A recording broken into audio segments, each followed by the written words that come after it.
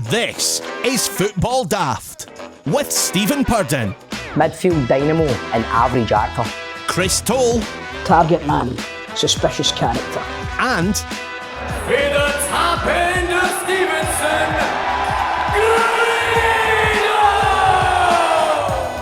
Welcome to Football Daft, the daftest Scottish football podcast around. I'm Stephen Purden, and let's welcome the team. First, a man who's currently pitching himself as a dwarf gangster who runs the karaoke and the tall shit in River City. It's Chris Toll. I've got an idea, mate. I want to change the name of the pub to the Toll Ship. No, mate, do you know what? Right, if we're going to get you into River City, you can't just swagger in there. There was a guy years ago who swaggered in there and thought he was a Billy Big Boys, right? Right, played a guy called Buster.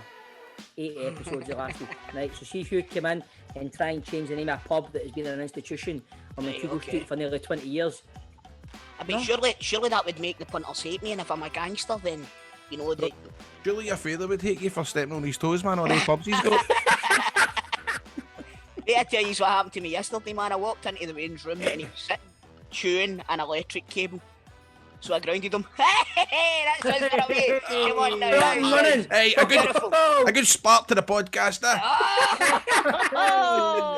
That's Right, boys, we're getting a wires coast a wee bit here, right? We need to fucking move on. John, come on, John. You got one? I've got nothing. Oh, John! What you got? Sick. Oh, get your wires closed. Sorry.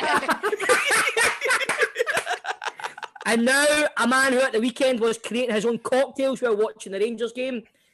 I say creating his own cocktails, he was smashing bottles of tequila rosé after the war and only using half it. Well, he'll explain.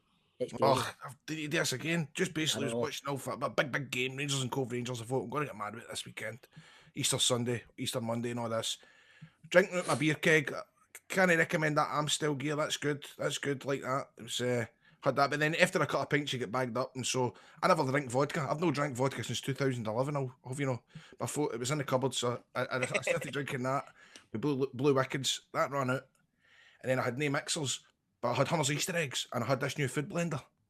So I was filling the blender with vodka, chocolate eggs, milk, ice, having a swallow of that, and then after that.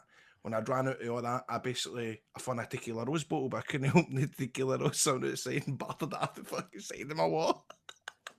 Fucking terrible night, man. So, the remains we had drinking a weird to UK, man. I can't believe you wasted good Easter eggs. Well, they get put to good juice. You sound a bit rough on the Monday, mate. I was going to say that. It's really, really bad. That's one of the reasons this Rangers and Celtic game. That's why I'm like, no, I can't deal with this. I can't deal with this again. And a week I kind of feel the same way, mate. Mate, I was like, no, again, man. There's too many. Toll, you might not understand, man, because like, Celtic have not won it this year. But see, this year, mate, I'm telling you, so many opportunities to get wrecked. It's mate, I've been hungover perpetually for the last 9 years. Fuck up. I haven't really. No, but I know exactly. Mate, if you're half a wagon had like a wee fucking 12-hour bender, then that was your half it. It was fucking, that's me half it again, man. That was fucking voice note after voice note. Okay. That's your lip for that in the group chat. What's the best beer machine? What's the best beer machine? Next day. I know, I'm fucking trying to buy a new pub and all that because I've had that one tequila. Know what I mean? Fuck's sake. No, it was good weekend, good Easter weekend. I had a wee drink on the Friday, then I had a wee drink on the Saturday, the scorching weather round the back, and then I had a drink the Sunday as well, so I felt pretty fucked the weekend, and I was... By the way, what to talk me through this, right? Last Saturday, Friday and Saturday, it's fucking melting.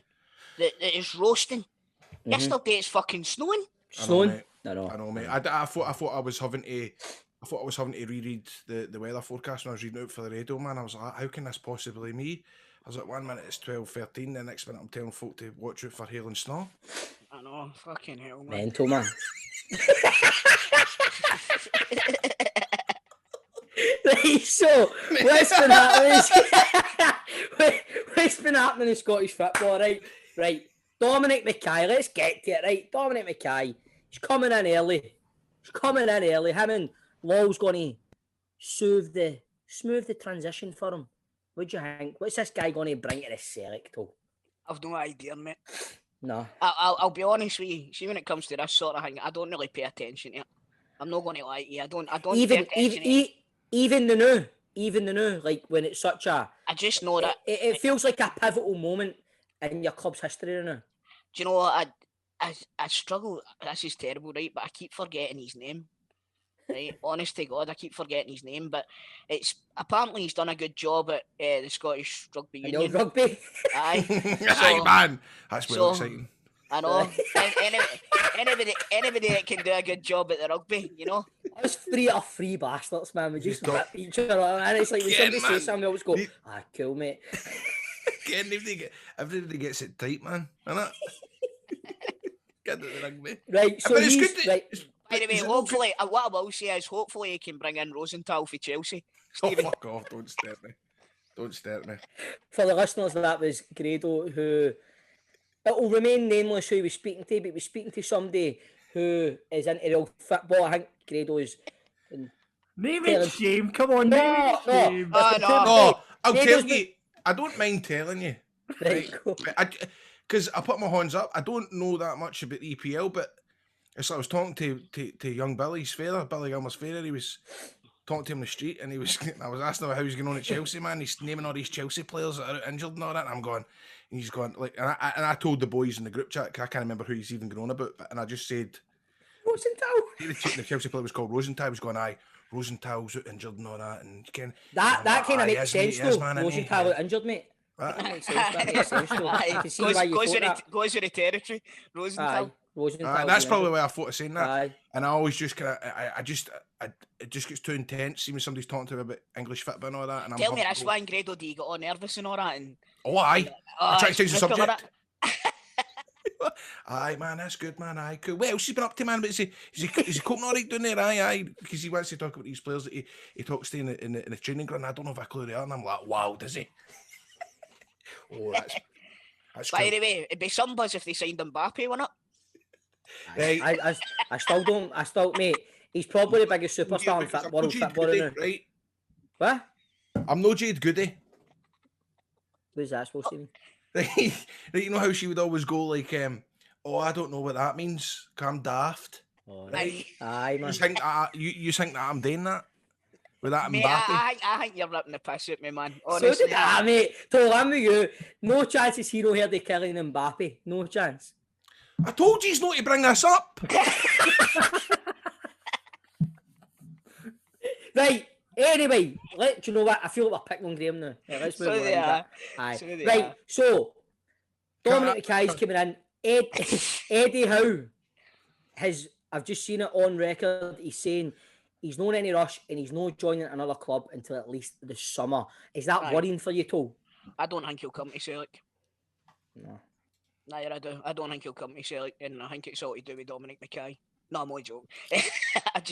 I don't think he'll come to Celtic. I said it to my mates in the group chat the other day. I says there's no way he's coming to Celtic, and do you know, see, the longer this goes on, the more I think we're going to end up with John Kennedy, and it's fucking terrifying. No way, surely not.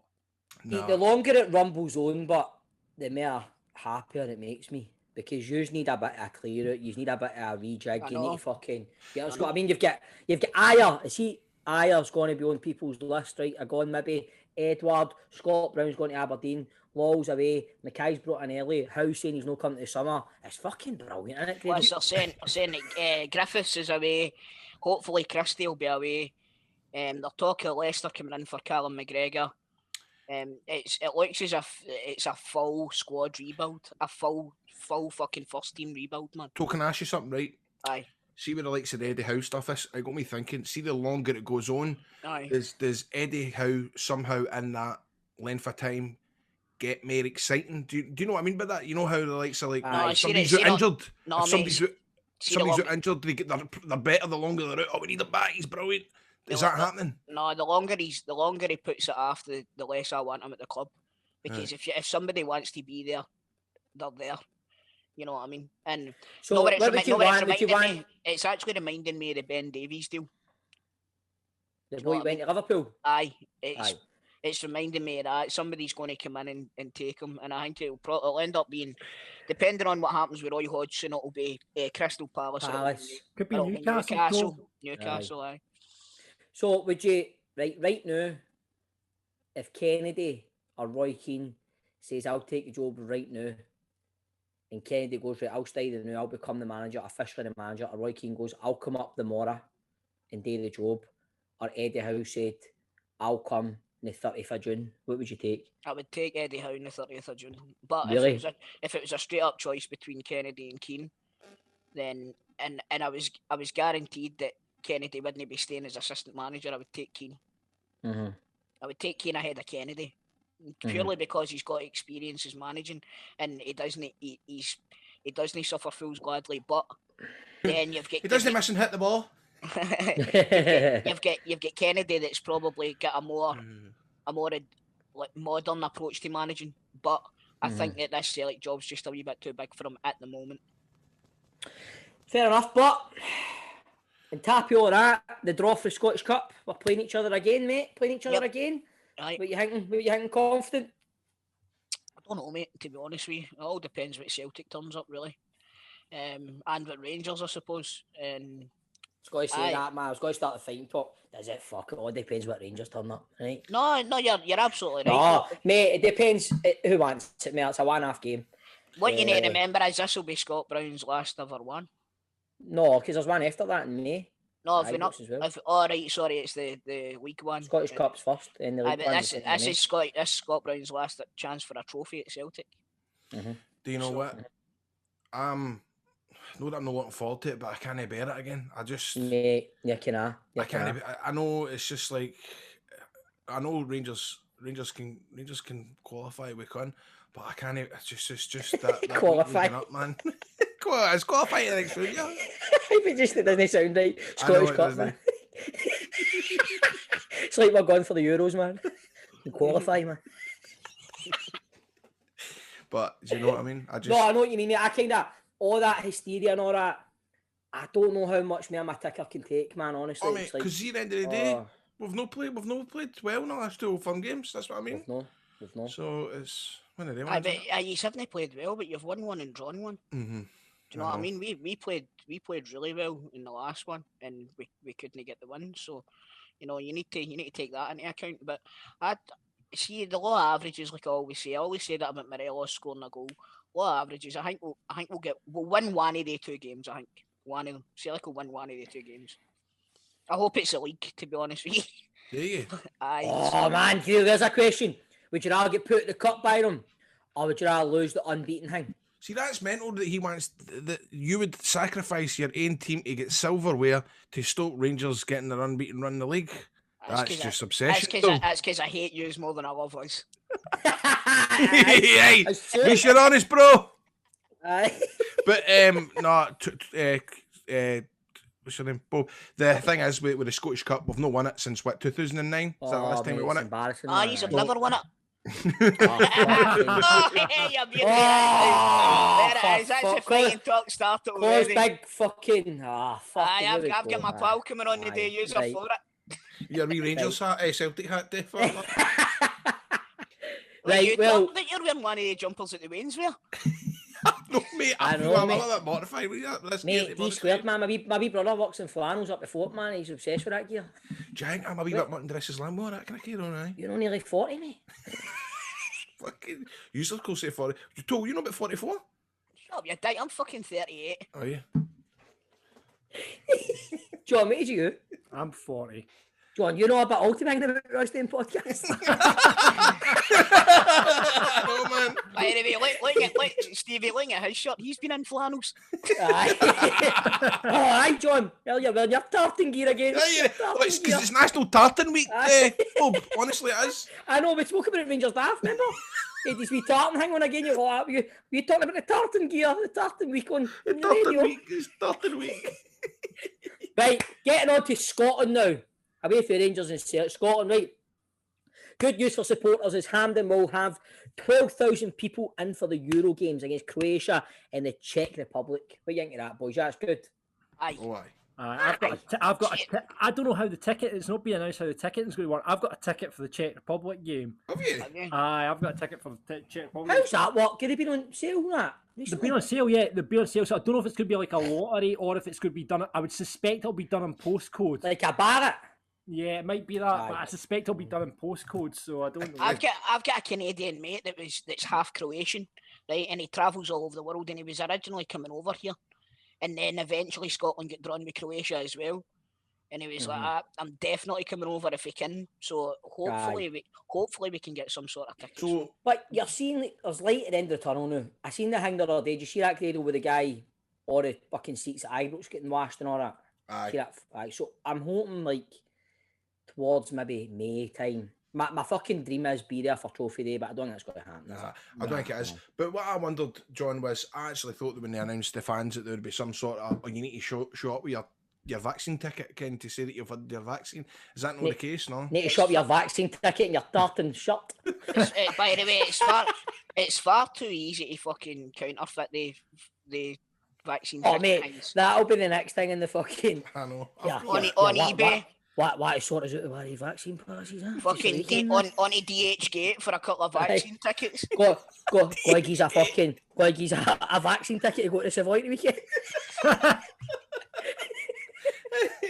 That'll be the next thing, man. Turning up your mates. Did you get one? I got one, aye. You got the stuff here, lads. You got the stuff. Right,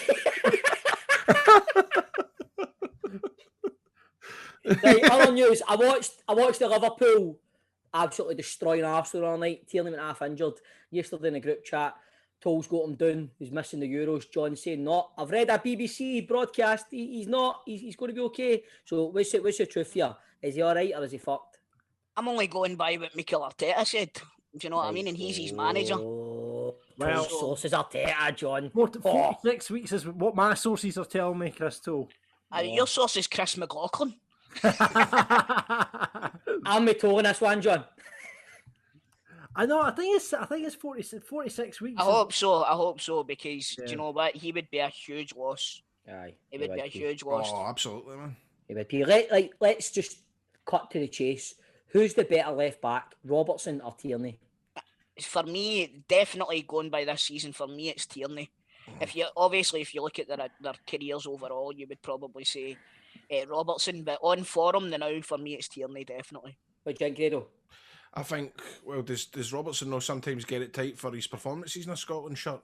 Not just that. This season for Liverpool, he's been abysmal, man. This season's an easy one to say Tierney in it, but I think we need to cut the boy a bit of slack. Aye. Robertson, it's probably his first bad season I've seen him having, since he made that breakthrough at the Liverpool squad. But you never seen him at Queen's. He was dreadful in 2014, man. Aye, mate, I missed that, man. Wasn't he? Grado's mate Ricky Lyle said he was brilliant, man. Aye. What do you think, Grado? Who you taking in your team, Robertson or Tierney, if you had to pick one? But do you know just... hypothetically, if you had to pick one. Oh, Tierney. I'd pick Tierney. Aye, I would. I'd pick Tierney. Tierney. John. I'd like you say, this season it's got to be Tierney. I mean, that performance against Faroe Islands was impressive. You see him at Arsenal, and there's talk about Man City coming in for him in the summer. He's played that well at Arsenal this season. He's one of their best players, so I would say Tierney. I could understand Guardiola sniffing about somebody like Tierney. He likes these kind of players that can play part of a three. He's kind of turned Kyle Walker into a kind of can play in a three at the back, and he was a full back, that kind of thing. So I could see somebody like Guardiola looking at him, but I think he looks more dangerous than Robertson these days. He looks, even he does get forward, which I feel is restricted, but because he's playing part of that three at the back at times, where Robertson's the left kind of wing back and Tierney needs to sit back, he's kind of one of the three. But when he does break forward occasionally, I don't know, I love how direct he is. He definitely does. He definitely does. But we shall see. But in other news, you never say who you're choosing. Who I'm choosing? Aye, who you choosing? You didn't. What you trying to dodge it? Because your Rangers supporting pals will have a go at you. It's not a day with it. Who are you choosing then, Stephen? Who am I choosing? Robertson or Dave? Aye, so am I, A fucking pair of wild.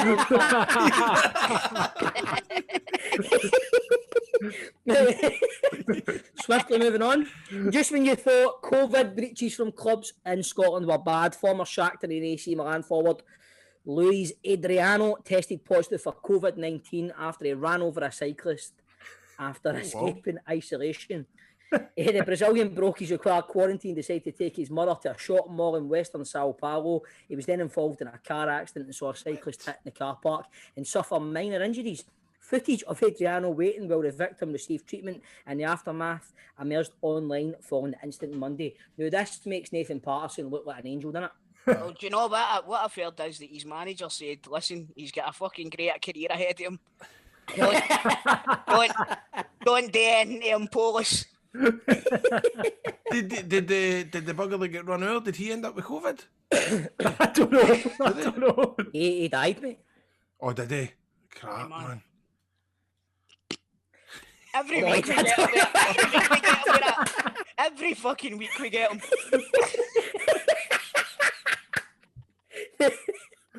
I'm sure there'll be more football chat and daft chat in the open line soon. And on a big question, it is inspired by last week's show. We ask, where is the strangest place you have seen or met a footballer? And our guest this week is a man who is between the sticks for Celtic and their run to the UEFA Cup final. He's here to give toll honours. It's Rab Douglas.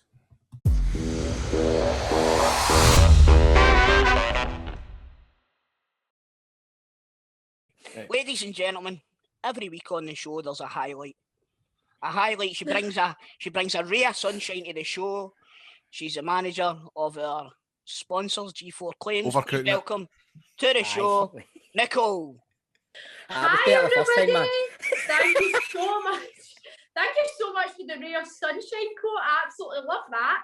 There you go. So, if you're involved in any sort of accident, please give us a phone. Speaking of sunshine, if the sun's been in someone's eyes and it causes an accident on the road, happens all the time, then please contact G4 Claims first. Now again, I know I say it every week, but we are listening, guys, because I'm getting calls every single week. It's absolutely fantastic. Even people just asking questions, asking advice. I love that because I want to point you in the right direction. If there's anything you're unsure about, phone us and ask us. If you've had any sort of accident, phone us first so we can provide you with a like-for-like replacement vehicle where yours is off the road. If your car's written off, we'll get the money back for the value of your car that you're happy with. Make sure you're not left in negative equity and all that. You know, we want to look after you. If your car's repairable, we'll get your car repaired at an approved body shop or a body shop of your choice. And if you're injured at all, we can claim your personal injury for you.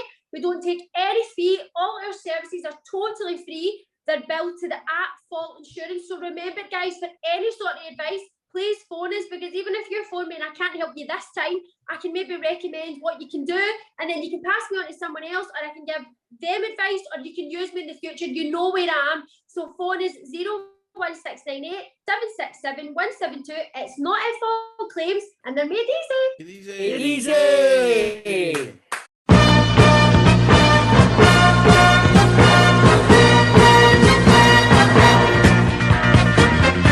Football Daft open line, the open line where anything goes, of course.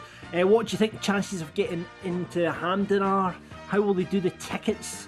May want to talk about that. Do you agree with Yogi, who this week has ripped SPFL refereeing standards and insists the old firm receive preferential treatment and the smaller clubs get absolutely nothing? Well said, Yogi. Well said. Or do you just want to talk about your favourite hot sauce? Up to you, what you want to talk about. Grady, you have a favourite hot sauce? Aye, the new it's that the goose one with the sriracha goose sauce. Oh, really? That's dynamite. That's my favourite as well. I can't look beyond reds. And the big giant squeezy bottle. Oh, I love it, mate. It's the Sometimes hard to berries, get. man. Right.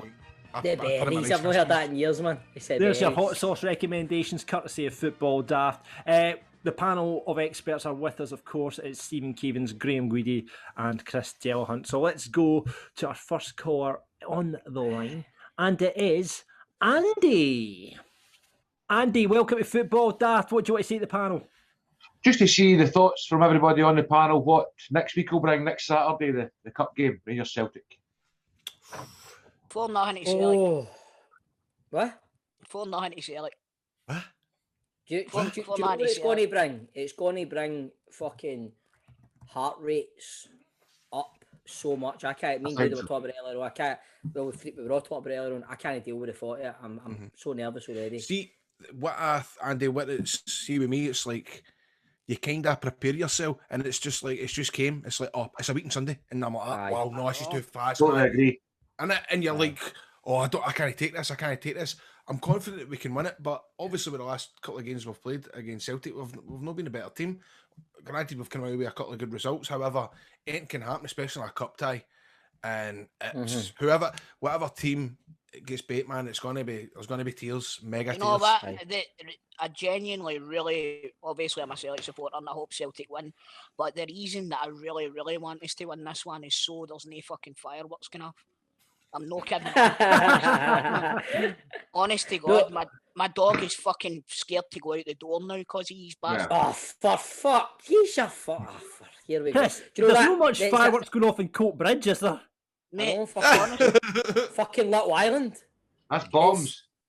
There's that the saving grace for the game next week. It's a Saturday night. It's a 4 o'clock kick-off. The nerves might not be as bad because I might be half pissed by the time it kicks off. What do you mean might be?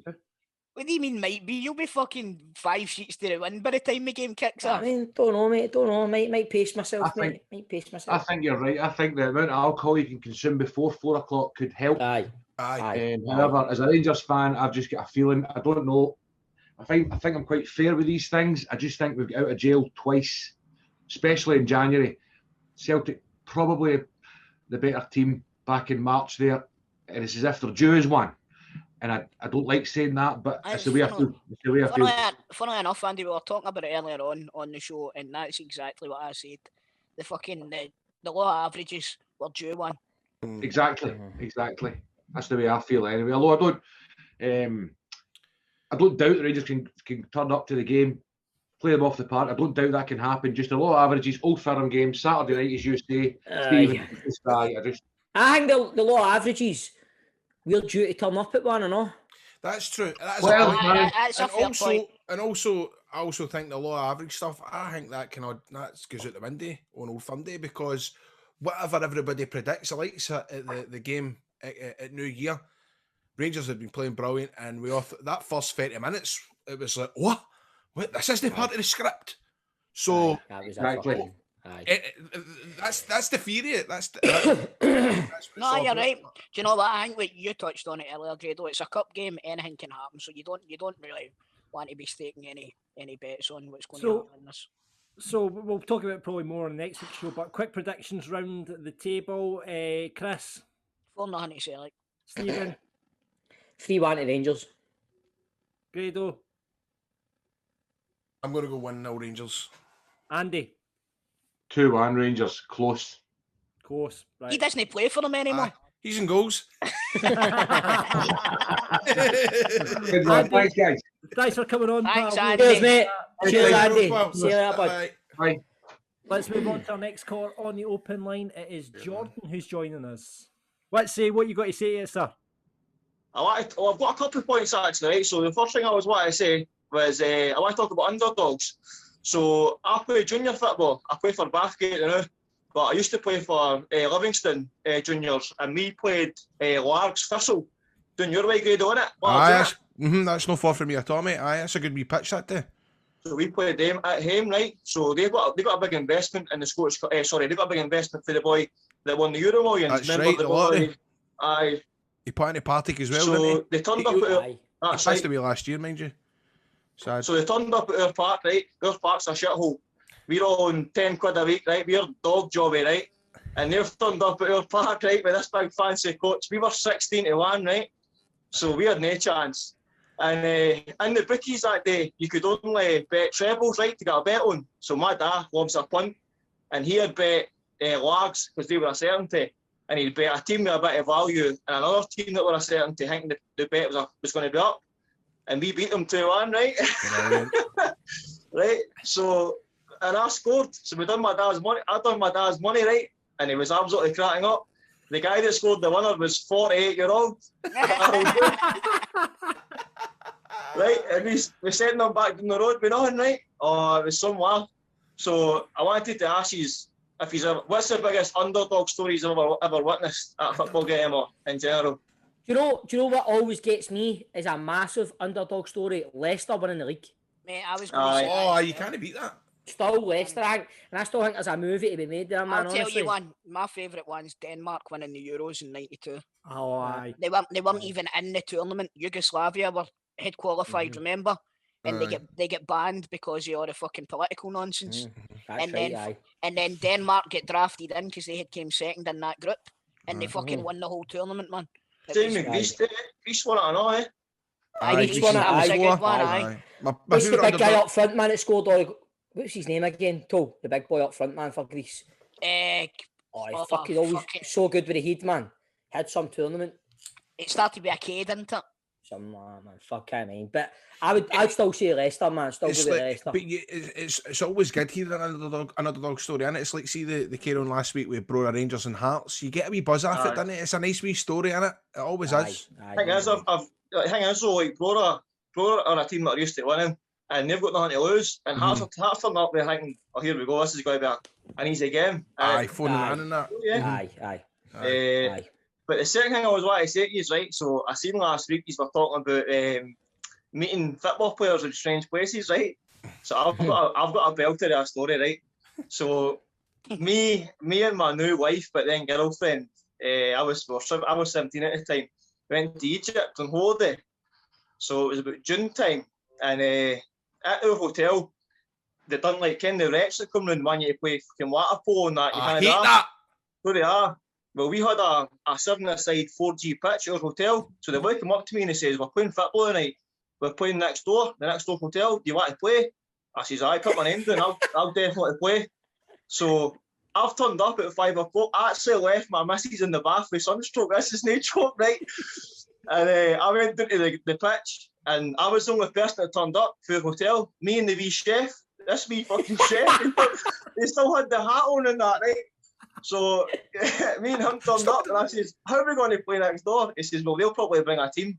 So the hotel next door brought about maybe 7 or 8 boys, so we got a game going, right?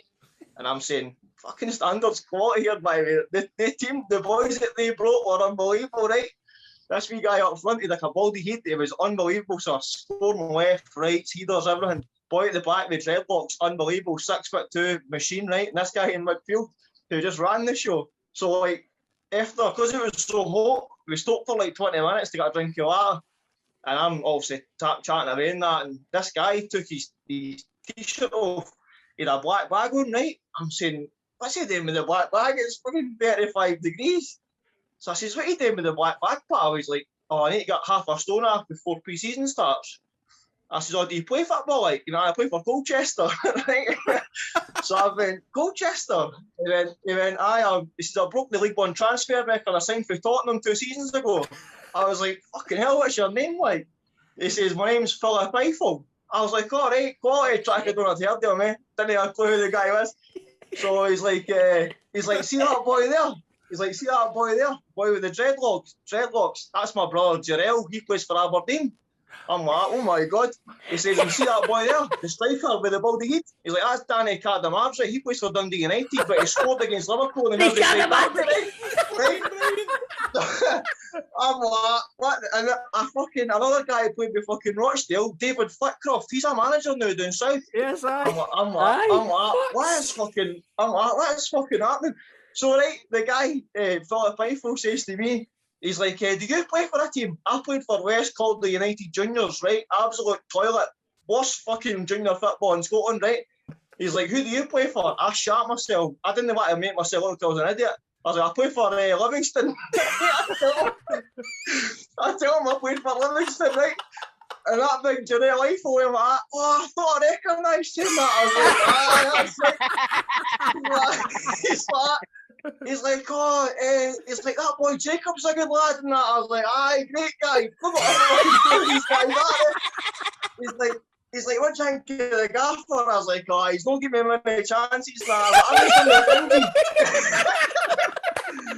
He's like, what do you get paid a week? I was like, it's no great. I just a few £100 a week and that. He's like, keep sitting in, you'll make it.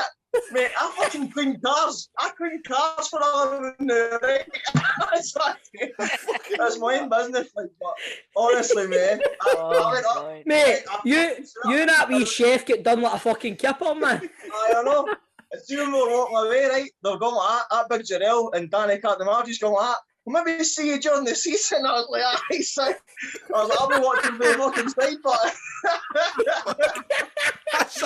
That's a tremendous story. That's going to be one of the best stories we've ever had. Aye, that is amazing, mate. honestly, right.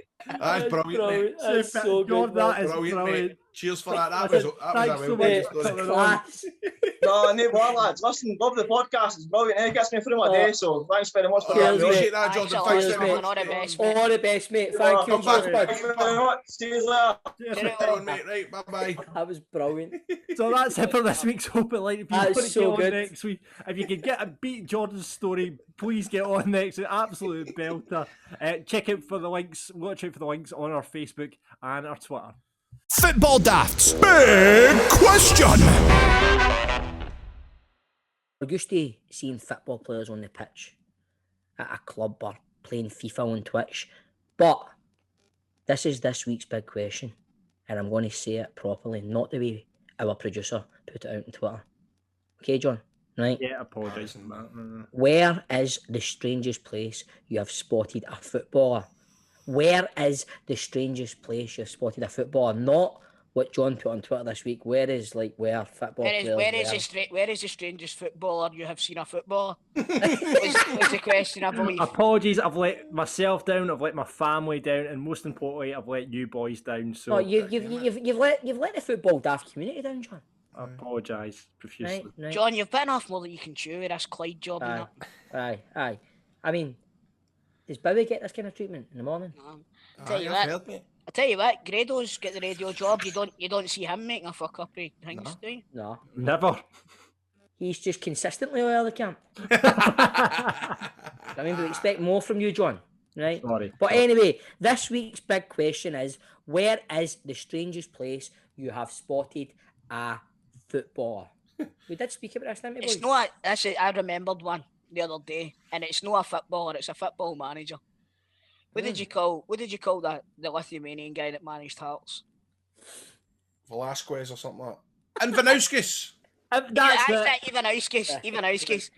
So, me and all the boys have just had our lunch in Malia. Oh!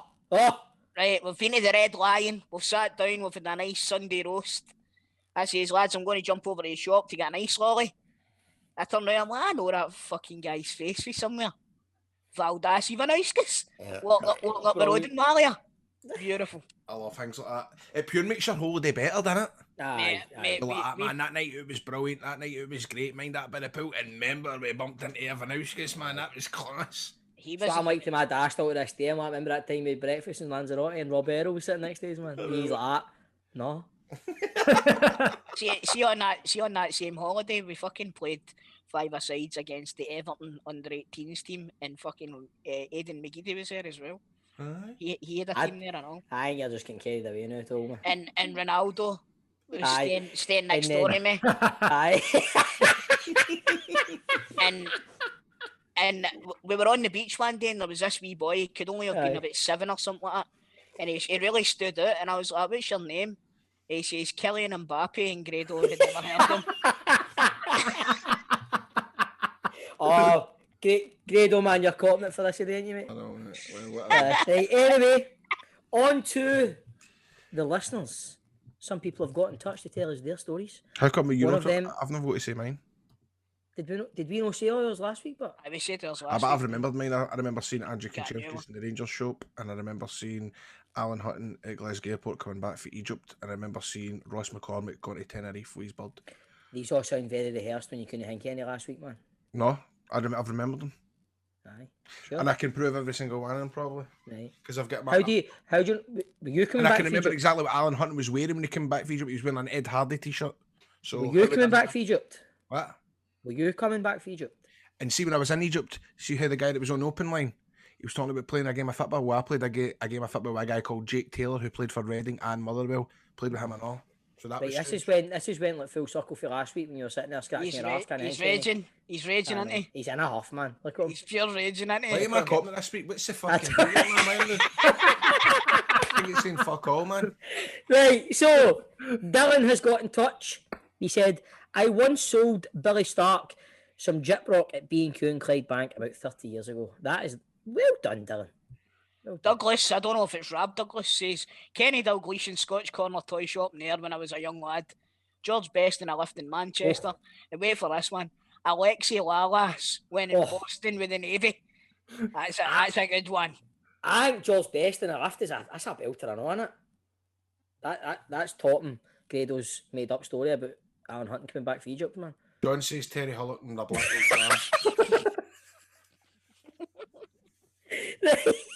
Sandy says Arthur Newman at a petrol station on holiday in Holland when I was 6 years old. Jay Bluenose says Danny Mills at the Spearmint Rhino. That's not a strange place to see a footballer. That's a fucking belter. I don't know if it's the same John, but he says he was sitting in Zoo Marine, Portugal, watching Killer Whales, and Ed de Hoy was sitting beside him. I don't know what's funny about that story, the way he's read that. I don't know if it's the same John, but anyway. Jason's got in touch. He got a photo of Scott Brown in the lavvy of the golf lounge. He then knocked my phone out of my hand when he opened the lavvy door. Phone hit the deck and smashed into pieces. Turned round with absolutely no remorse in his eyes. Said sorry and fucked off. Captain, leader, legend. Napster says Effie Ambrose and Maryhill Tesco at midnight on a Sunday with 3 of his mates, buying a lawnmower and paying for it with club card vouchers. That's made up, man. That's great. DA or Da, serve Bobby Lennox and McDonald's. He got a banana milkshake. Lovely. Sandy, I had no idea who he was at the time, but he spoke to my dad because I was wearing a Rangers top, and he said he didn't see many shirts around there. Ha ha. Got the shirt signed and pick. Great memory. What? Oh, sorry, Who did he meet? that was tied in with the Arthur Newman story. I don't know why. Come on. Fuck's sake, John. John. Fucking hell. Do you know what? Remember, years ago at Ibrox, it was always fuck's sake, Tav. It's fuck's sake, John. In this podcast, it's fuck's sake, John. Fuck's sake, John. Gav says Sean Maloney in it to check out in Next in Hamilton years ago. I thought he was a small child until he turned round. It looks like a kind of Wayne, doesn't he? Aye, he does. David says, met Lisbon Lion John Clark at the roundabout in Bellshill next to McDonald's. I know where you are there, David. When I was wee. Mainly because he fucked his motor into the back of my dad's car. Going round it. Dave stopped at Da Vinci's to buy chips after a night out, was about to pay when the bloke behind me said, here, my mate will pay for that. I politely declined, but he insisted. I turned to his mate. It was Stephen Fletcher. Yes, it was. The dog's even surprised at that. Clint's got a Ferrari, for fuck's sake, so I let him pay. Good cunt, no. I love that. It's like, you can call that a cunt, but it's like, he's a good cunt. Aye. Good Do story, you know man. what? Do you know what? It's funny you're saying that. Bill Burr was mentioning that on his podcast this week. He was in Australia and he says folk were calling us good cunt, a great cunt, and he was pure offended. That's it. But it's a good thing, but It's a kind of endearment. It's got me Yeah. in the goal before as well. Grado called former Olympian and WWE champion Kurt Angle a good cunt once. Aye. He didn't take it in the right way. One of the top 3 cunts to lace the boots. right. That a wrestler, man. Aye, mate. Cool, man. That was a big question.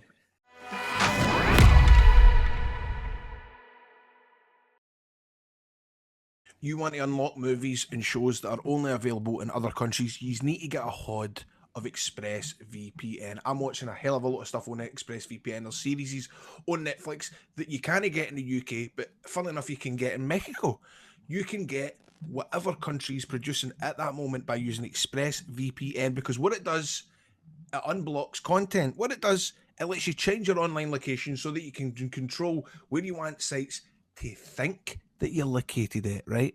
But here's the deal. All you need to do is open the app, select the location, select the country, you're tapping one button, connect, refresh the page, and you've got access to thousands upon thousands of new shows and movies. Listen, there's 100 countries in there. You can watch anime on Japanese Netflix. You can get access to Peacock, where you can watch the WWE Network right now. This is all the talk. The EPL games are on there, and you can watch that without any hassle whatsoever. It works on Hulu, it works on BBC iPlayer, and it also works on YouTube. You can stream in HD. There's no buffering, there's no lagging, and listen, see the devices that you own, they're more or less going to work with every single one, right? Your phone, your laptop, media, smart tellies, plenty more. And not only does it let you change your location, it also encrypts your data, so you are going to be surfing the web safely and anonymously. So get your cellular at expressvpn.com/daft to get an extra 3 months of ExpressVPN for free. So remember, it's expressvpn.com/daft.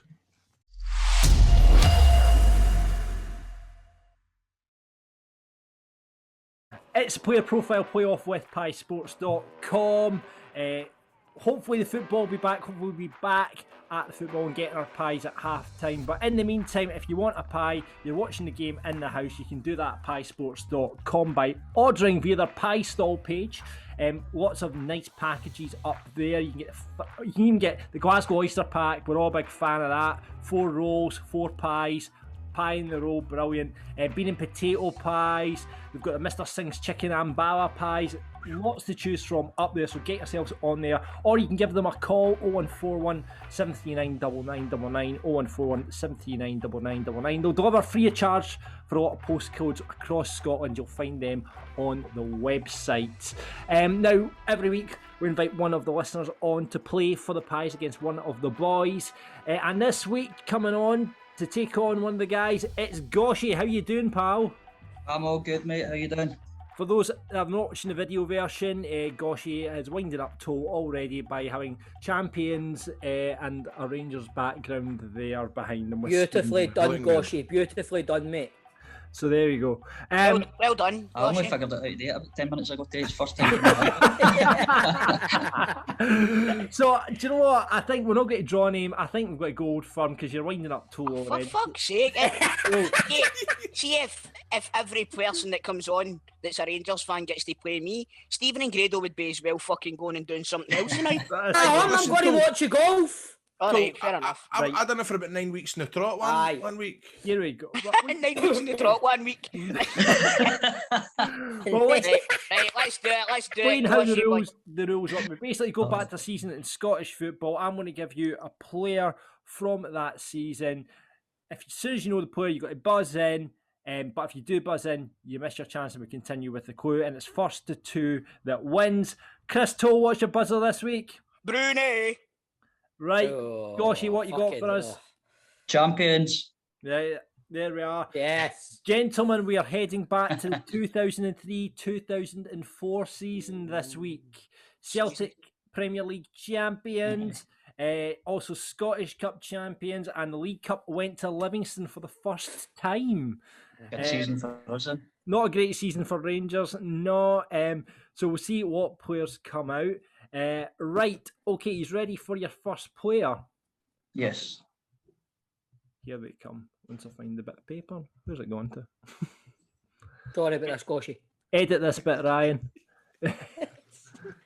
Fuck's sake, John. I've got about 100 different things open here, so I'm trying to fit here it is. I fucking gag up yourself. Oh, Jesus, man. I'm embarrassed for you, John. Right, here we go. Goshy, man, I'm really sorry, mate. Shut up. Oh, sorry, mate. Right, Don't tell Simon Ferry, mate. Right, here we go. Right, so your first player, gentlemen. You ready? This Irish striker signed for the Pars in January transfer window of 2003 from Waterford United and went on to have 15 appearances in the season before another 2 successful years at Dunfermline. His career took him to Dundee United, but he really made his name at Reading both in the Championship and the Premiership. Chris Toll. No Hunt. No Hunt, 1-0. Fair play. Right. Reading thing, man. I've never got that. Next player. I was thinking Craig Island as soon as he said Irish Dunfermline. Fucking Craig Island. Next player out. Kylian Mbappe. Right. This journeyman of Italian football arrived at Ibrox in this season from Bologna, although he had played with Fiorentina. Oh, champions. Goshy. Is it Vanoli? It is Vanoli. Yeah, Paolo Vanoli. Good. Well done, mate. I wouldn't have got that one. I had Capuccio in my head for some reason. Well, that cracker against Dundee. That That's something I remember well-known him for. Italian player, Capuccio. That well-known Italian Portuguese man. Here we go. Next player for the win, boys. This was to be the penultimate season of this goalkeeper's playing career. Having played for Falkirk, Celtic and Kilmarnock, he ended up at Fir Park in Rooney. Gordon Marshall. Bastard. It is Gordon Marshall. Well done, Chris Toll. Get it fucking round, you boy. Celtic won this week. There you go. Well Unlucky, done, Goshy. Well done, Toll. Well done, You know mate. what, Goshy? Hub the pies, my man. Appreciate it, mate. There you Legend. go. We Well, can't Nice keep one, giving away Toll. the pies. It destroys the purpose of the game. For fuck's Listen, sake. that's my gimmick. None of the other two ever do it. No, I don't think. That's very true. Cause we never win. Well done, Goshy. Hands across the Cheers. divide there. Congratulations. Appreciate Pies it. out to you. See you later, Gosh, Right, man. thanks very much. Appreciate it, All the guys. best, Cheers. Goshy, mate. See you later, bud. Later, Have a catch good you. one, Cheers. pal. Bye-bye.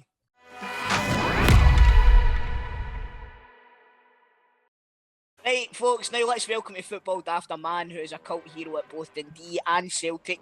While at Parkhead, he won 3 League Winners' medals and 3 Scottish Cup medals and also played in the UEFA Cup final. It's the one and only Mr. Rab Douglas. Rab, thanks very much for coming on the show. Really appreciate it, mate. How's tricks? Thanks for the invite. I just couldn't refuse Grado last night when he invited us on.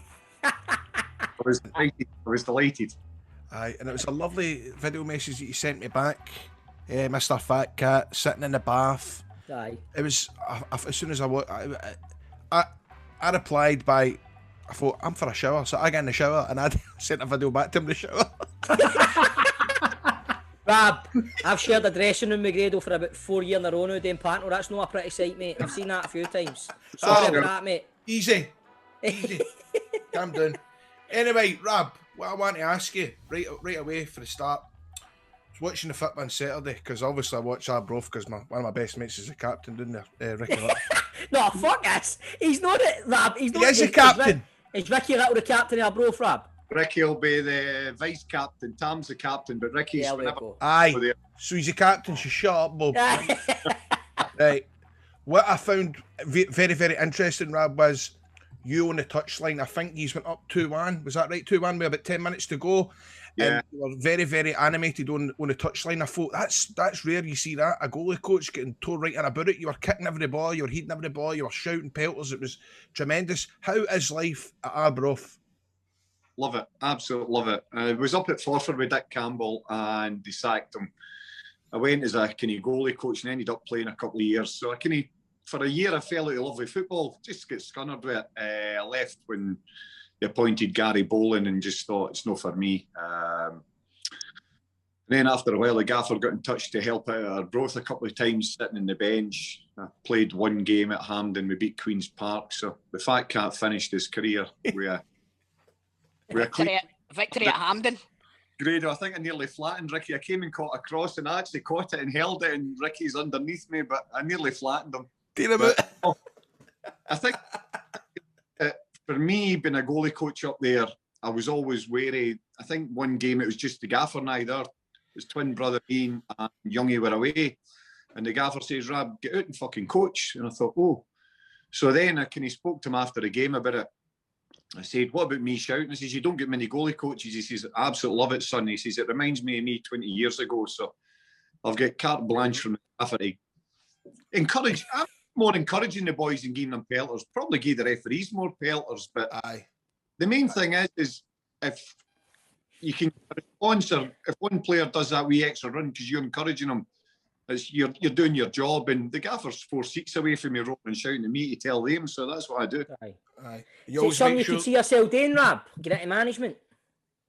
I never ever thought I'd even do the coaching. I'd always vowed as a player I wouldn't, but I'm thoroughly enjoying it. Listen, I'm learning off probably the 3 most experienced and the wisest manager in Scotland. So thoroughly enjoying it. And listen, we're punching above our weight and we're doing well in the championship. Still a lot of games to go, and it's going to be a slog for us, but the players have been a credit and it's really enjoyable. I never ever thought I'd say that, getting involved in the coaching side, but you think about it a bit differently than just being a player, so it's good. Surely you've got to stay up. Yes. Aye. I think the result at the weekend was massive for us. That was big, wasn't it? Yeah, and Hearts have got Allo on Friday night, so we can go to Wraith, and if I go at Wraith, and that's the one thing, We went in a great run. At Christmas, we were probably written off. Then we went in a 7 or 8 game run, and then we lost our last few. And I think folk would be thinking, "Oh, that's same away." But the spirit on Saturday again just shows that the boys, part time, they never know when they're beating it. It's credit to them. They turn it. There's not many teams turned us over comprehensively. Right. So recently, you get eliminated for the Scottish Cup by Falkirk. I think John was spouting off a bit about it, Rab. Aye, John was very happy about that, wasn't he, John? Man, he doesn't shut up about the Bairns. He's a big Falkirk fan. He was Right, well done, slating Rab. Totally slating you. So It was not Rab. They're just trying to put me in it. John, I thought Falkirk probably, we normally play better with the wind and know the conditions up there, but Falkirk deserved their win. A couple of good goals that night, and we were probably disappointing. At the end of the day, it would have been great to go back to Celtic Park, but our bread and butter staying in this league, so you can have your wee glory run. It looks freezing up that Arbroath every time you watch it. What was that, Grado? Sorry? It looks freezing in Arbroath every time I watch it on the wee fancy cameraman. It just looks bitterly cold. It looks as if it's like that in July. Is that the case? Yeah, you get the gritters going up in May and June and things like that. But I think the point, everybody says, "Oh, we train at Perth twice a week," as you'll know through Ricky, who's been the main this year again. But we train at Perth, so our boys roll up to Arbroath and just get the sleeves rolled up and get on with it. It's the same for both teams. So, Ricky told me to ask you if you get the holes for the goalie glove sorted in the training last night, did you? Oh, honestly, Monday night I trained. I've been rubbish in my career, but I was hopeless on Monday night. I hadn't trained for 3 months. So I redeemed myself. I was a bit better last night. So the cat's making a comeback. The cat's back. The cat's back. Tell me this one, Rab, right? Wait. Grado mentions Ricky Little a good 4 or 5 times a week on this show. Every week, mate. Every week. And he's his 10th year at Arbroath. Right. See if he gets a testimonial. Can the 3 years play in it? I'll probably cost you, but I would quite like. I'd probably chip in to see you 3 play again. Well, Bob! Rab. Mate, you never even get your fingers. Your big horns didn't get near my penalty when I smashed it in the top corner past you. Yards. Well done for 12 yards in a friendly. Yeah. Do you know that, actually? I think Bobby Lynn's only this year, and Ricky as well. How Ricky manages to travel, and that's credit to his professionalism. He's a total. Oh, you know him well, and he's slagging me for having hope. He's still got COVID in his football boots, by the way. As soon as the ball goes to his feet in a match day, I take cover in the dugout. I love him. He's been brilliant for us, honestly. A great player, steady Eddie. We were talking there a minute ago about Stevie hitting a penalty into Ian scoring. Right, every so often it will come up saying like Alan McGregor's save against Sparta Prague in the first leg. Right, folk were saying it was one of the best saves ever. See, when people ask me what is the best save that they've ever seen, I always say your penalty save against Motherwell at Fir Park. Right, now, how the fuck did you manage to save that? You were away in the wrong direction in the whole bloody 9 yards. How did you manage to get your hand up to save that, Rob? I don't know. It was a good clean sheet that day, certainly. Good win. Obviously, I supported Motherwell as a kid, but I think it was Derek Adams that took it. It's probably one of my better penalty saves, but Stephen's telling us he scored, but I'm just going to put Stephen right in his place. Between you and me, who saved Luis Figo's penalty, Stephen? Mate, I've never heard of him. Aye, all right, Grado.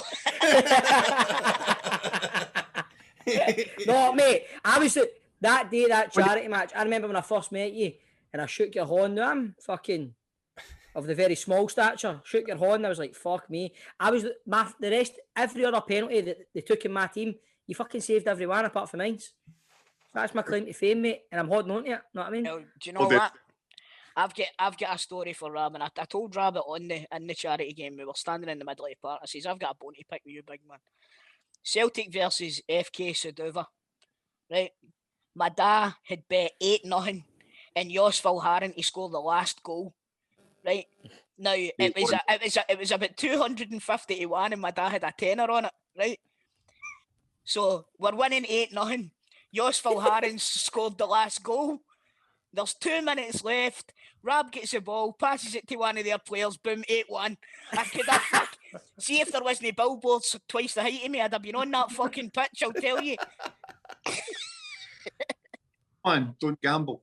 Aye, exactly. Paul, when the fun stops, stop. That wouldn't be your dad that sent a letter into me then saying that he had that bet on. I bet it was. No, seriously, it wasn't my dad that sent you a letter, but did somebody send you a letter about that? Aye, somebody did. Well, so it was either you or your dad. Was the writing joined up? If the writing was joined up, it wasn't me. Well, it wasn't. Here, I don't want to get you crab it, Fat Cat. That's one thing I don't want to get you. Is I don't want to get in a sour mood. But Toll's obviously talking about your favourite saves and stuff like that. My kind of favourite memory of you is a game maybe about 15 years ago, and Gregory Vinal scored his first ever goal against you at Parkhead. How was that day? Horrible. Aye. I feel bad for bringing that up now, man. See, I swear to God, man, you're an arsehole, Grado. you can actually tell when the fucking interviews are on Zoom now. You see, if you're in a studio, no chance would you had the fucking boss No chance, that. Biggie, no chance. I'm going to get you camelled, man. No, I had a shocker that day with the goal. Actually, as he's hit it, I'm thinking he's coming in, and I'm actually looking where I'm going to throw it, and took my eye off it. Horrible goal to lose. But I'm quite sure you enjoyed yourself anyway. Well, I was right behind the goals, man. Do you know what? Fuck it, because you had a lot more good games against that lot than you had bad games. Do you know what I mean? So no, that's why. We'll see. The thing is, though, I would never have brought that up if that wasn't the case. No, that's it. Do you know what I mean? A goalie though, that's just the nature. Look at the boy Barkas now, right? The pressure's on him. He's getting slaughtered left, right, and centre. Okay, he's not come in and hit the ground running, but how many goals have actually been howlers that he's flogged? Aye. He's lost goals that you maybe think maybe a better goalie or another goalie would say. Maybe he's settled. Maybe it's coming in for a different environment. But again, if French Eddie misses one up front, that's what happens. That's the nature of being a striker. If you're a goalie, make a mistake, it's in the back of the net. And especially as like an old firm goalie, so we've had goalies on here in the past, and they'll always say you could go for playing in an SPFL team where you're worked the full 90 minutes, but then you sign for an old firm team, and you've maybe only got 1 or 2 saves to make, and if you don't make that one save, man, then you're going to get called out, and your life's going to be made a misery, isn't it? I think that's when it gets in the spotlight more, to be honest, is the old firm game. That's in the media now, you know. Probably it's easier to blame somebody than look at other things. So as being a goalie, you make a mistake, it's in the net. Let's be honest. It's trying to minimalise how many games you can go, getting a run with clean sheets and not making a mistake. So, Rab, Stevie's been moaning all day, right? Because we're doing the podcast when the Masters is on the telly. Now we're going to be getting out of lockdown soon, and obviously we're friends on Facebook, so I see a lot of your updates about the golf day that you do in memory of your pal. So are you looking forward to getting back to that? Are you going to be doing it this year if possible? I think we're penciled in for the 30th or 31st of August, hopefully all going well. Even last year during lockdown, I mean, it all goes to the Beatson in Glasgow, where that's a great charity. £310,000. My pal Gordon Cowan was a Motherwell fan. 24 years he passed away now. So we've golfed for 16 years. His mum didn't want him to forget him. So to be fair, £310,000 for a wee town like Lanark's incredible. And it keeps... We do a ball in August or September out at Lanark now. We're probably going to have to push that onto a Christmas ball this year. But we try and do events that, you know, Lanark's not a massive town, but certainly everybody turns up and supports us. And as you say, the Beatson's a fantastic charity that needs a lot of... I'm doing Kilwalk for it in a fortnight's time for the Beatson charity. So that's... Do you know what? I don't think there's anybody in Scotland that's not had some sort of connection to the Beatson. That's it, you know, and it's like we said, it's a phenomenal charity. So more power to you there, Rab. And £310,000 is an incredible amount of money to be raising for. That is unbelievable, man. Well played, mate. Well played. We'll get back to the football now. So you started your career, was it Meadowbank that you started your career at, Rab? Meadowbank, Thistle, yep. And how was that? They moved to Livy. What was the transition like? I was actually playing at the time. The first year, I went there. I was kind of just in the reserves helping out. Steve Ellison and Jim McQueen were the goalies. It was actually Donald Park that signed us and George Mackey. And I actually didn't think I was good enough. I thought I'll have a year there and go back. And they signed us again. And he kicked on from there. The first year I didn't have enough belief in myself, thinking I've came from Simon and Tinto, an amateur team in between Lanark and Biggar, and great bunch of boys, you know. Just the camaraderie there was brilliant. And I always thought I'd maybe had the chance to go junior a couple of times, but kind of kicked on at Meadowbank and started, I think, played about a year before we moved to Livingston, then we went into Livingston and they signed some guys full time. And I was actually just saying to somebody there, my first wage at Meadowbank was 15 quid a week. 15 quid a week. Wow. They're all Ricky paid. I think we used to get a tenner expenses for me to get from Lanark. Cost me about 15 quid, but I had because I wanted to and obviously played regularly, got to Livingston, did well at Livingston. We won the 3rd division with Livingston, with Jim Leishman, and we were up. Hamilton Accies just pipped us, and then Billy Thompson came and watched us for Dundee. So I was in the Retain Fire Brigade at Lanark as well, and I said to the boys, we were going to a shout, I said, Dundee are in for us for 30 grand, and they're like, aye, fuck off. So I went, and it turned out I went to training the next night, and John McCormick was there with the contract. It was already written out. It was take it or leave it. 60 grand in a 40 grand player, 100 grand deal. So one of the, going through part time in Brecon to Retain Fire to full time at Dundee to work under Billy Thompson, and we won the championship that year. So we were straight up in the SPL. It was brilliant. So Rab, you moved to, you're saying there that you moved to Dundee in a deal which was quite a big deal for Dundee at the time. How was your first spell? I remember, see, whenever we used to play against Dundee and you were in goals, you were like fucking Billy the Fish, honest to God. And then see, when we signed you, I was over the moon, purely because we wouldn't have to play against you again. But how was your first spell at Dundee? Obviously, working with Billy Thompson day in, day out was amazing. All the time in the world, and grateful for Billy having the patience to work with us. But probably when you come for a building site, etc., you've maybe just got that wee bit more desire. And, you just want to try and succeed. And that's what it was. I moved up to Dundee. I couldn't handle the travelling. I did it for about a month and hated it. Absolutely hated it. So moved up to Dundee, and it was the best thing. And be fair, at the time, Big Leash says to us, Robert, you're going to Sleeping Giants. And Dundee kicked on. Peter and Jimmy Marr took a gamble on us, and it worked well. We got promoted, and we were in the SPL, and thoroughly enjoyed it. We had Jockey Scott, we had the Italians. Just, you know, what a time! What was Jockey Scott like, Rab? Brilliant. One of the best coaches you'll get. Training regimes, routines, unbelievable. And I think Jockey having the grandkids mellowed them out a bit as well, you know, by that time. But again, him and Jimmy Bone were first-class coaches to work with. Rab, so obviously, like, Jockey Scott, good time at Dundee and stuff, but then, obviously, Celtic came in. Were you shocked when Celtic came in? I was just about a time where I could have went a free agent, to be fair, went Bosman. He signed at Dundee because I think Dundee took a chance in me, and I thought it's fair that they get something back if I move on. That's something that's fell out of the game, man. That's I think, listen, you're probably grateful. Probably grateful and appreciate the chance to go full time. But I think when Rangers were in first for us, but I was told I would only play 4 games. Kloss was injured, and then I'd sit on the bench, and that just didn't appeal to me. I never spoke to Dick Advocat directly, but again, something else in the game. Blair Morgan was my agent, and Blair says to me, Robert, I'll double my money if you go to Rangers. He says, but if you want to play, I'm advising you go to Celtic. And I went and met Martin O'Neill, and after meeting Martin O'Neill and Robbo and Wally, it was brilliant.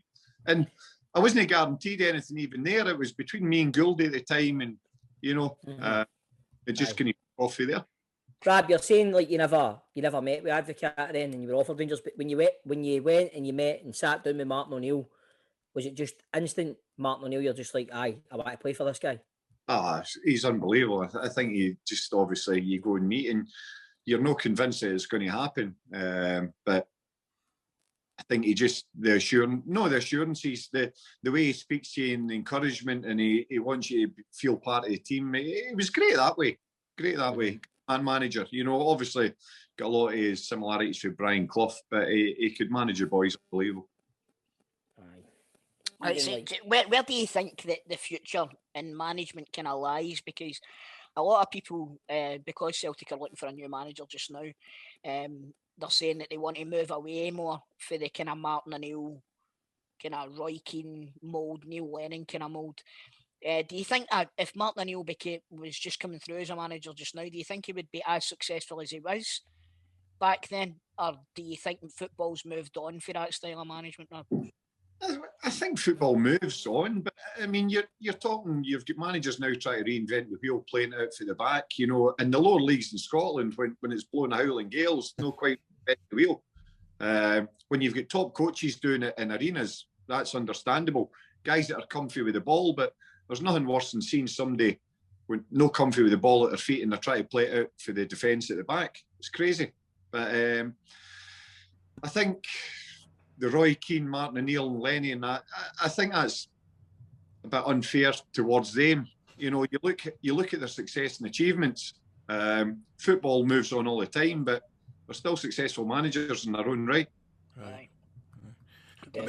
Your appearances for Scotland, Rab, I take it that was a mega proud moment for you to get called up. I'm sure you get called up under two managers. Was it Bertie and Walter that called you up? Yeah, I trained with them Alan Main and I trained with the squad for years, or a couple of years. Alan Hodgkinson at the time, which was another great experience. Hodgie was the original goalie guru. That's right. And it was at the time it was Sully and Gouldy were the goalies, and Alan Main and I went, and a brilliant experience. You're talking top squad then, McAllister, John Collins, all of those guys, and worked under Bertie and Walter as well. So great time. Listen, playing for your country is one of the proudest moments you'll get. Nobody can take it away from you. Folk might say, but you've got your international cap. You've played. You've done well. You've maybe not done well in our game, but you've got your international. It's great. What was the national camp like when Bertie was in charge, Rab? It was absolutely brilliant. Brilliant. Great with me. I think he was good with all the boys, to be fair. And you look, he brought in your Darren Fletchers, your Scott Browns, guys like that. When you think of it, Faddy, Faddy was his cheeky boy. But again, he brought all these players through, and probably he got a bit of unfair criticism because, okay, we beat Holland 1-0 at Hampden, then they battered us over there. But I think you've got to remember the squad that Holland had, Van Nistelrooy and all those guys. Van der again, Bertie got a lot of stick, and I think some of it was unjustified. I think it's because maybe he came in as a foreigner. We were as close to qualifying as we'd been in a long, long time, certainly. Aye, definitely. I watching Scotland at that time was great. It really was, man. And like you say, like the young players that were coming through, it was fresh, and you get that kind of feeling just now with the Scotland squad as well. Like that Scotland squad, although they don't seem to be performing to the highest standard, there's a great squad of players there that are just not quite reaching the potential. Do you know? Look at the team I just go. There is so many good players in that team now. They're really, with the Scottish team, there's like the midfield's phenomenal, defence. Get Tierney, Robertson we're talking about. There's a lot of potential there. I'm just looking forward to getting down to London to hopefully watch him, or hopefully be somewhere near. I've had the pleasure and privilege of being bussed in with the police escort and standing. I want to go and enjoy the other side as a fan as well, because I'm patriotic, and watching Scotland's quite high up on my agenda, to be honest. But see, I like when you say that, when you're in the stadium, you get thing we done after the post and all that. Wee memories like that sounds brilliant. But is there what memory stands out most in your mind where you go, wow, man, this is the coolest. This is what it's all about, man. I've made it. Aye, good one. I think Hampden, I've got to be honest, I made my debut up at Pittodrie against Nigeria. JJ Okocha, believe it or not, was played. But I think standing at Hampden singing the national anthem was one of the proudest moments, because as a kid, you grow up, as a kid I wanted to be a fireman or a footballer, so, double whammy and unbelievable. And for me, it was to late players could still make it internationally and develop as a, it was on. In there, Rab, about the UEFA Cup final, and in the build-up to the UEFA Cup final, you were probably the most, with the exception of Henrik, I would say, you were the most consistent player in that Celtic squad throughout that whole campaign. And I always go back to the game at Anfield. Now, some of the saves you made that night were absolutely outstanding. What's your memories of that game? Because that was a big game for us, For me, I tell boys this story. For me, I was a Liverpool fan growing up. King Kenny's my ultimate hero. Met him once and was speechless. Actually called him Mr. Douglas, but unbelievable. Absolute hero of mine. So to go to Liverpool and get a clean sheet was amazing. Obviously, had a couple of good saves for Gerrard, but when Johnny stuck the second one in, I'll never forget, turned round and there was one guy in the Kop, I caught eyes. We've made eye contact. He's in the hoops jumping up and down, and I'm jumping about the 18-yard box at Anfield. Sheet, wee boy for that. Amazing. But as you say, Chris, I think I performed pretty consistent. I think it was pretty hard for Bob and I to get the criticism all in the final, but that's the nature of football, and being the goal and probably coming out and saying, I think I made a few good saves before even half time, and I just felt you win and lose as a team all the way up there. Aye. The final, just felt there was a couple of scapegoats, but listen, that's the nature, and that's part of being a goalie, I suppose.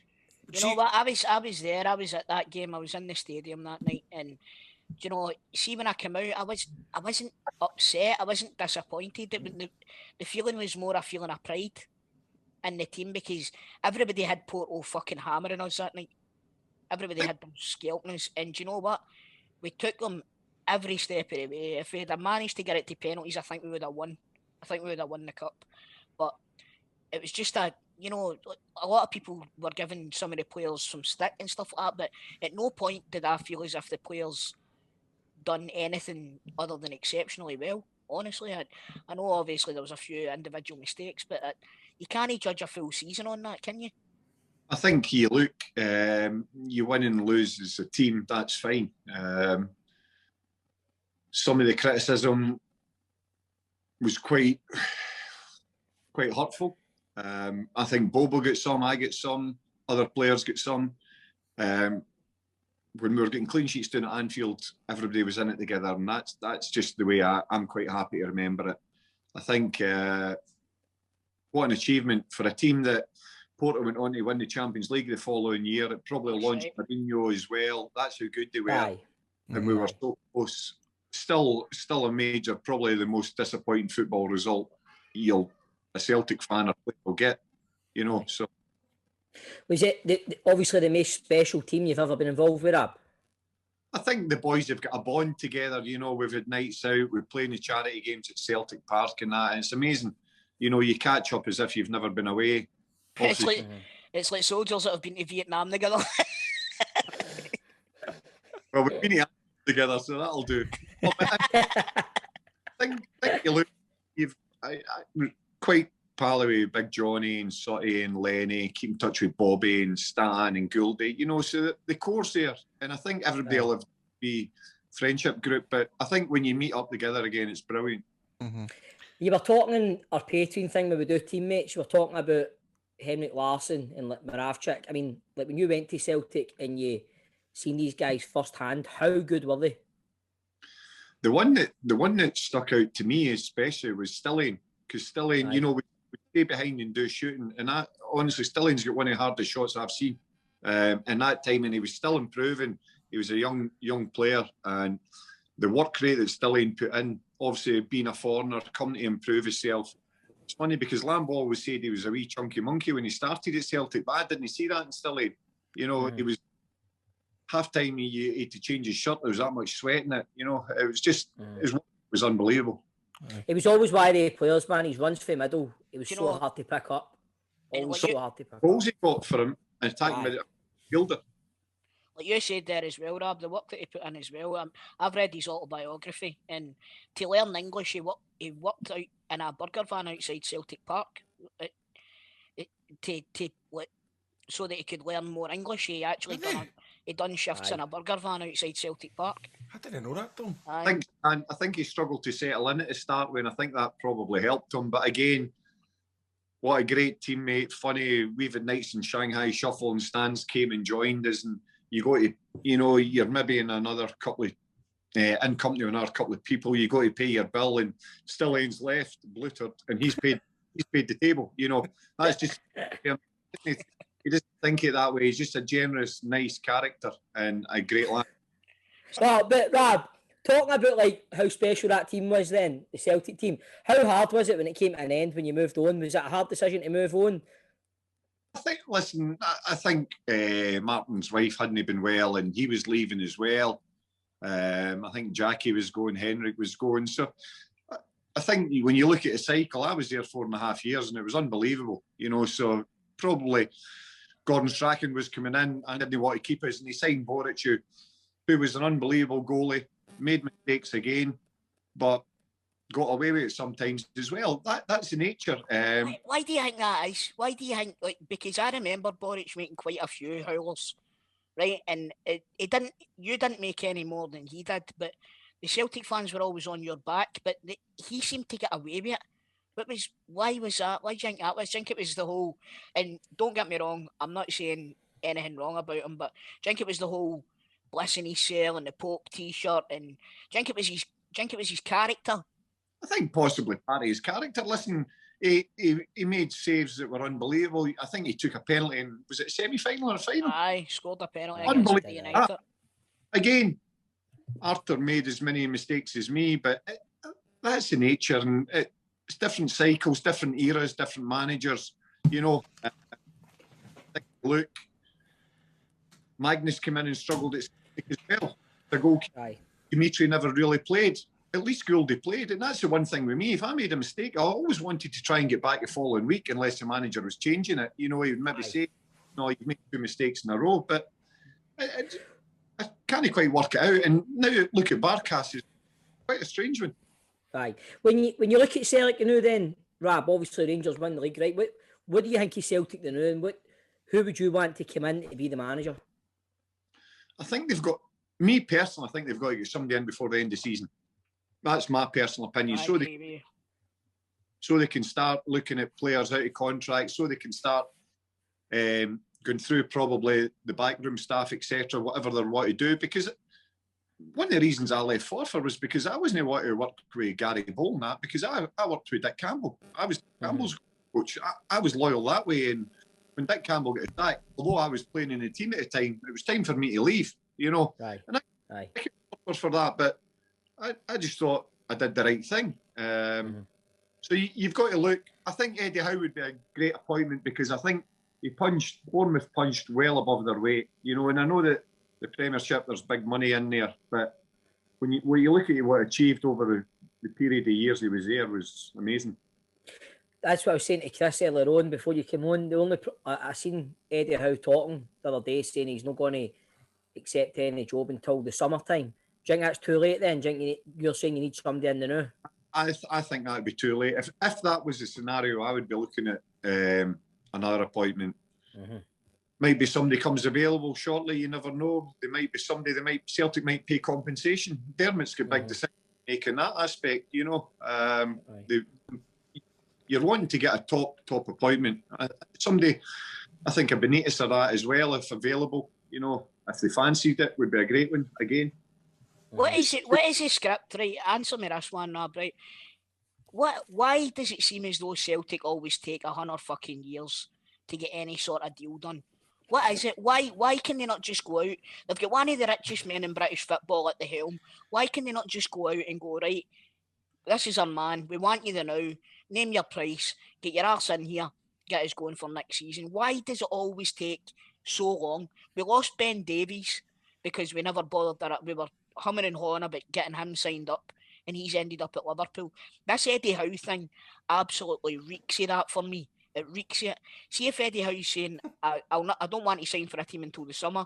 See if you turn around and open the chequebook and offer him the money, he'll be fucking signing, believe you me. So it goes back to this biscuit tin mentality for 100 years ago. It's pish.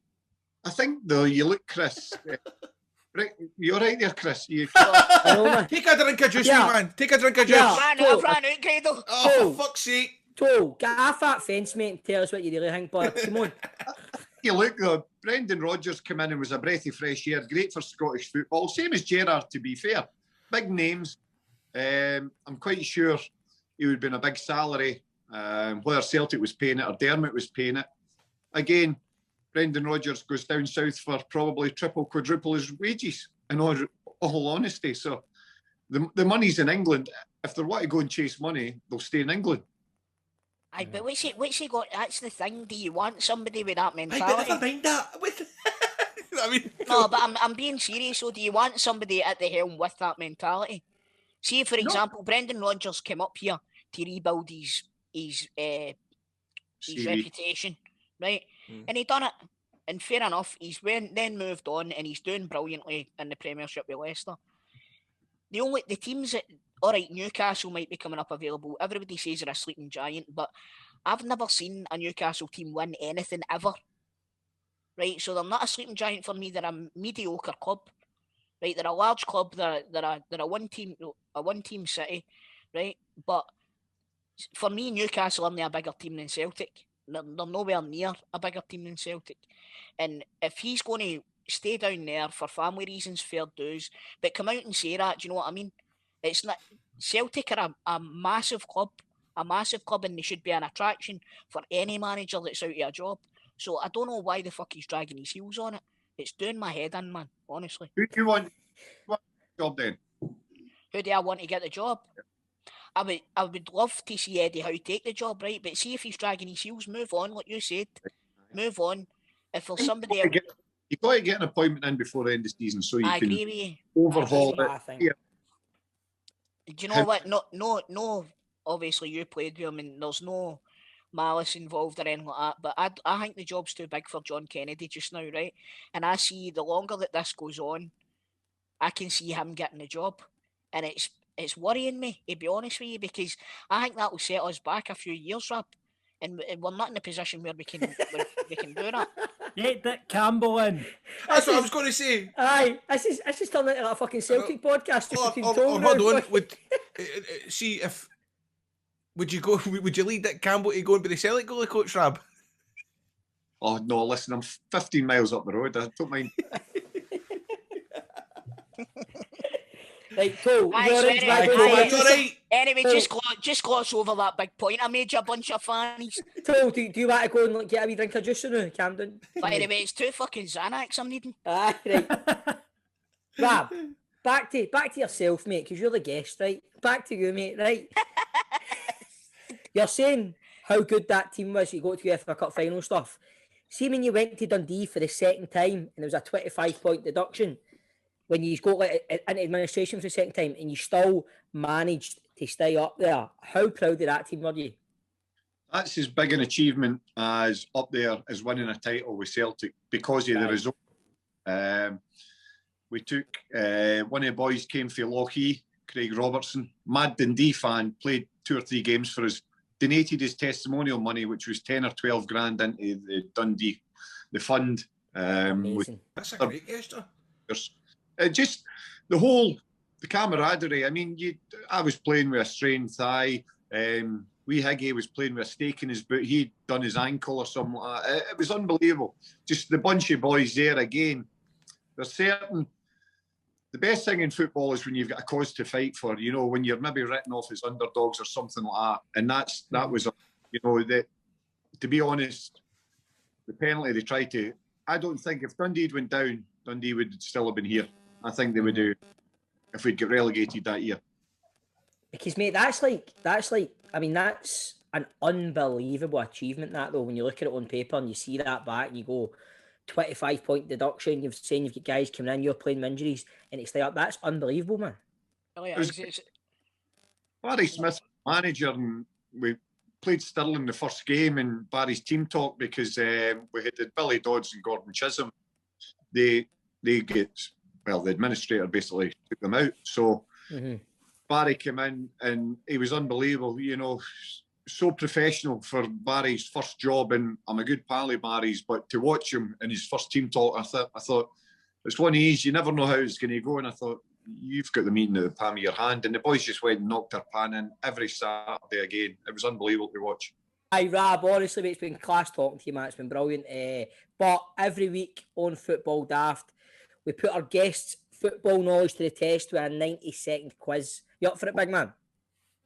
They have to. Aye. Mate, see if it was in the studio and you asked us that question, but no, big man, it's all right. Aye, on you go, man. But, mate, right, I'll read through the scores, right? David Martindale's top of the leaderboard with 16. In joint second, it's John Sutton and Chick Young with 15. Mark Wilson and Keith Lasley are tucked just behind them with 14. Other selected scores include Peter Grant on 13, John Hartson on 7.5, and Barry Feastenders is on 4, right?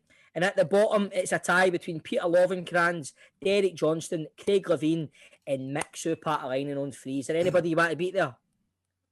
As long as I'm no bottom, I don't mind. Right, well, mate, you need to get more than 3 then, and you're beating Lovenkrands, Derek Johnson, Craig Levine, and Mixu, right? More than 3. If it's Right, for the mate.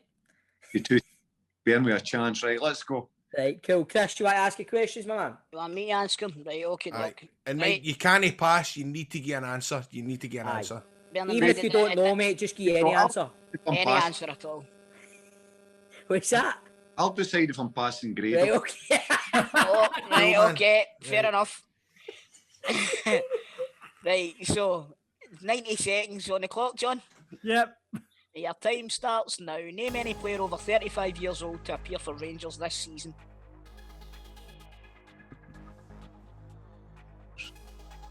Pass. Which English side did Aberdeen play in their 2018 Europa League qualifier? Burnley. Who beat Liverpool 3-1 in the Champions League the other night?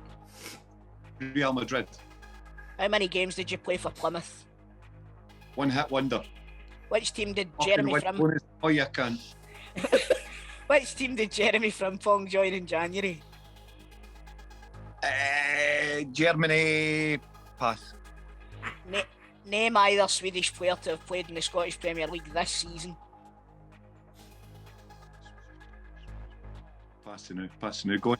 Which Celtic player used to have the theme from the Magnificent Seven play when he scored? The King. How many caps did you get for Scotland? 18 and a half. 19.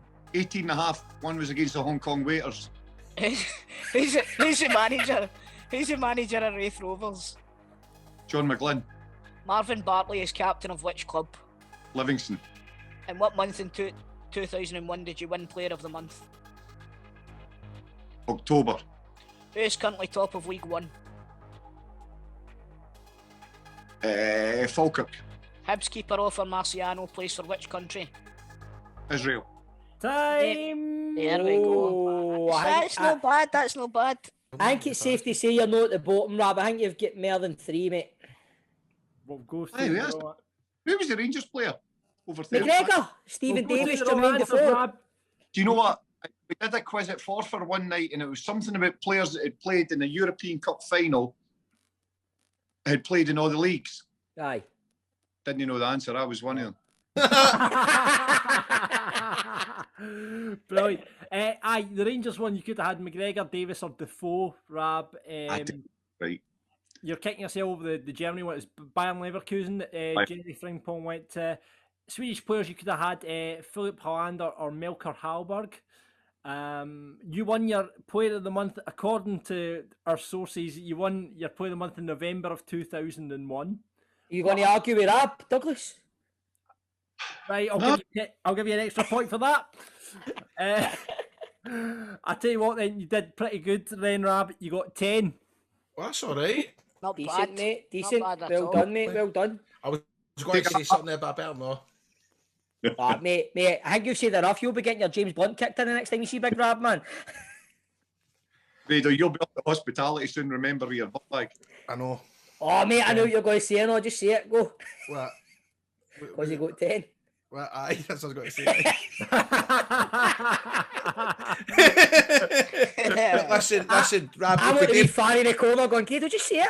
No, listen, if we do bump into each other, you got to remember, right, working together, building safer communities, Semper Paratus, the fire service, it's a brotherhood, mate. It's been good to talk to you, and hopefully water's under the bridge, you know what I mean? Rab, honestly, mate, it's been class having you, big man. Cheers. Thanks very much for coming on, Rab. Appreciate that. Right. All the best for the rest See you of the later, season, Rob. mate. All the best. All the best, mate. Right, bye bye. Cheers. Cheers. See you.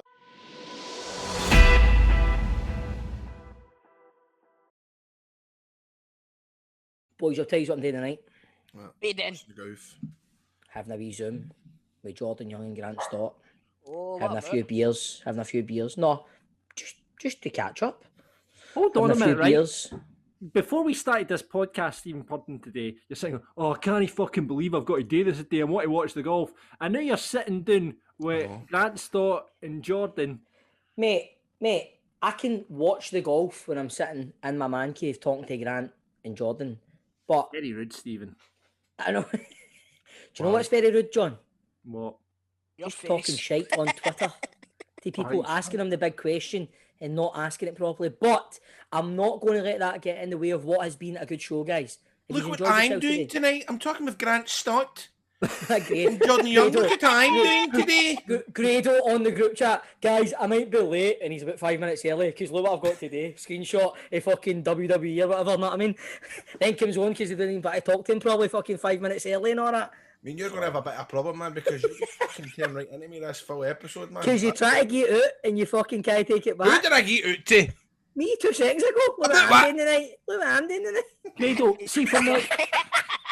Grado, see for next week, for the listeners, right, would you go and do a little bit of research into Mbappe, and then you can come back and, you can get it right up Stephen He's Purden and never Chris gonna Toll, do right? that. And you get you out. In fact, Grado, I'll go and fucking find bring him on. I'll get him on. You get Kylian Mbappe on the show next week. I'll get him on. Big Rab. He was good. And do you know what? The highlight in my football daft career is watching Toll nearly have a fucking cardiac, going on a rant about the next manager, and Big Rab just going, "You alright, Chris? You alright?" I know. No, but Rab, like, how do they take fucking hours to make a fucking decision? Weeks, months? What I mean, that fucking... It's That is fucking true. true. That is true. See, if this was Rangers, they would have had a manager 3 weeks ago. Aye, well. Sorry, bud. Aye. No, but do you know what? See, I'm not speaking to Jordan and Grant for about an hour and a half, so see, before we go, man, tell us your Big Bra story. I can't be honest. Fucking. How? Because I'm up to high door with this manager situation, Stevie. Hey, okay. Up to high door, mate. Up to high door. I forgot if I mentioned yours daft. I'm looking back at my messages, remember, for Sunday night, man. Because I remembered you spoke about Andy Getting Gordon out, there. mate. Alan McGregor, you up, bud? 2 o'clock in the morning, man. You up, bud? Oh. Right, remember, troops, rate, view, subscribe, where you get all your podcasts and all that, and just enjoy it, because we enjoy it, didn't we? Even though Grado's not happy.